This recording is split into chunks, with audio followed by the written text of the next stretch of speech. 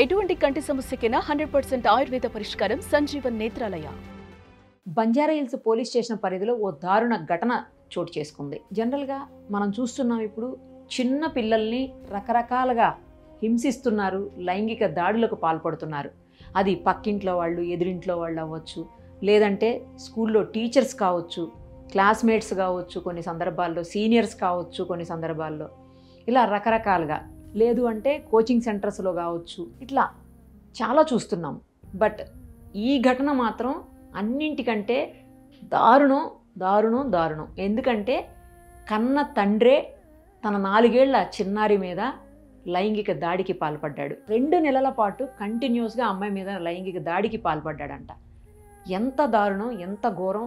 అసలు వాడిని ఏం చెయ్యాలి మీరే చెప్పండి. తర్వాత ఆ పాపలో ఏదో చేంజ్ కనిపిస్తుందని తల్లి గమనించి హాస్పిటల్కి తీసుకెళ్ళి గైనకాలజిస్ట్కి చూపించారంట. గైనకాలజిస్ట్ చూసి, నాకైతే గైనిక్ ప్రాబ్లం లాగా అనిపించట్లేదు, ఒకసారి పాపని సైకియాట్రిస్ట్ దగ్గరికి తీసుకెళ్ళమని చెప్పారంట. అక్కడికి తీసుకెళ్లారు మదరు. తీసుకువెళ్ళాక పాపని కౌన్సిలింగ్ చేస్తే, చిన్న పాప 3.5-4 ఏళ్ల పిల్లని ఎంతసేపు అని ఎలా అని కౌన్సిలింగ్ చేస్తారు, ఎలా చెప్తుంది ఆ పిల్ల అర్థమయ్యేలాగా కూడా. మొత్తానికైతే కౌన్సిలింగ్ తర్వాత ఆ పాప చెప్పిన దాన్ని బట్టి ఆ తర్వాత టెస్ట్ చేస్తే ఆ పాప మీద 2 నెలలుగా లైంగికంగా దాడి జరిగినట్టు రుజువైందంట. ఇంకా ఆ తల్లి ఆరా తీస్తే పూర్తి స్థాయిలో ఎవరు ఏంటని తండ్రేనని తెలిసింది. ఆ ఘటనతోటి ఆమెకు ఏం చేయాలో అర్థం కాక భర్త నుంచి దూరంగా వెళ్ళిపోయి ఆ పాప ఆమె కలిసి జీవిస్తున్నారంట. అప్పటికి కూడా వదలలేదు ఆ దుర్మార్గుడు. వాళ్ళు ఎక్కడున్నారో తెలుసుకొని అడ్రస్ వెతుక్కుంటూ అక్కడికి వచ్చి మళ్ళీ అక్కడ పాపని హెరాస్ చేయడం స్టార్ట్ చేశాడంట. ఇదేంటి అని చెప్పేసి అడ్డుకుంటే తల్లి, అంటే భార్య, నా కూతురు, నా ఇష్టం, నాకు అన్ని రైట్స్ ఉన్నాయి తన మీద, నేను ఏమైనా చేస్తానని చెప్పి సమాధానం చెప్పాడంట. గుట్టుగా ఉందాము, అంతటితో అయిపోతుంది, తండ్రికి దూరంగా తీసుకొచ్చేసాను కదా, నా పాపకి ఏ బాధ లేదనుకుంటే తల్లికి మళ్ళీ ఇలా స్టార్ట్ చేశాడు వాడు. అప్పుడు ఇంకా ఏం చేయాలో అర్థం కాని ఆ తల్లి వెళ్ళి పోలీస్ స్టేషన్లో కంప్లైంట్ ఇచ్చింది. పోక్సో చట్టం కింద వాడి మీద కేసు నమోదు చేశారు పోలీసులు. సరే, అది అలా పెట్టండి, కానీ తండ్రి రక్షణ ఇవ్వాల్సిన వాడు. ఆడపిల్లకి ఏదైనా కష్టం వస్తే తండ్రి, తర్వాత అన్నలు, సోదరులు. కానీ కన్న తండ్రే పాప మీద లైంగికంగా దాడికి పాల్పడితే ఇంకా ఆ పాప కష్టం ఎవరు తీరుస్తారు? అసలు ఆ పాప ఎవరికి చెప్పుకోవాలి? ఇంతకంటే ఘోరం ఎక్కడన్నా ఉంటుందా? బయట వాళ్ళ నుంచి కాపాడాల్సినటువంటి తండ్రే పాప మీద దాడికి పాల్పడితే అసలు ఏంటి, ఎక్కడికి పోతుంది ప్రపంచం, ఎటుపోతుంది? వాడు భార్యకి దగ్గరే ఉన్నాడు కదా, భార్య ఇంట్లోనే ఉంది కదా, పాప మీద ఎందుకు లైంగిక దాడి చేయాలి? ఎంత ఘోరం చెప్పండి. వాడిని ఏం చేయాలి అసలు? ఫస్ట్ గల్ఫ్ కంట్రీస్లో మనం చూస్తూ ఉంటాము, భయంకరమైనటువంటి శిక్షల్ని బహిరంగంగా అమలు చేస్తుంటారు.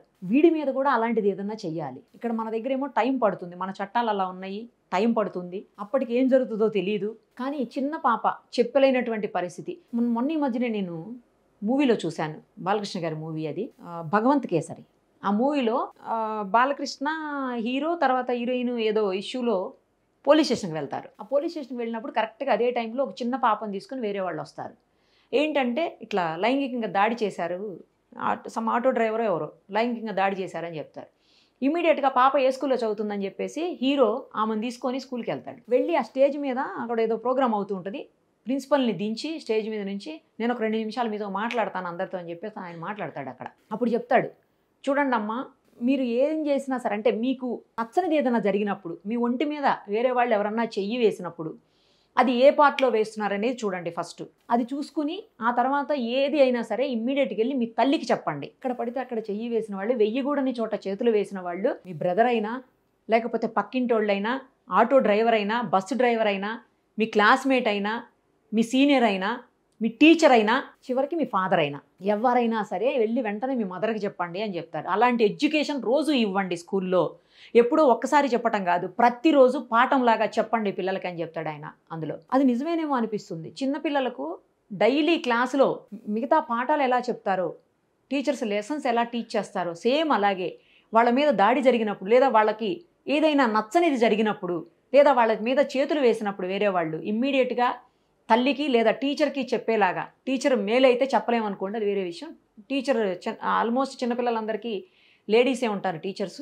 సో ఇమ్మీడియట్గా తల్లికి అయితే చెప్పాలి అని చెప్పేసి చెప్తారు. 2 నెలల నుంచి ఆ పాప మీద, నేను ఇందాక చెప్పిన ఘటనలో తండ్రి నుంచి లైంగిక దాడి జరిగిందంటే ఆ పాప చెప్పలేకపోయింది. తల్లే గమనించి పాపలో మార్పులని, కొన్ని ఇబ్బందుల్ని గమనించి హాస్పిటల్కి తీసుకెళ్ళడం, ఆ తర్వాత సంఘటన బయటపడడం. సో ఏం చేస్తే ఇలాంటి వాళ్ళు మారతారు?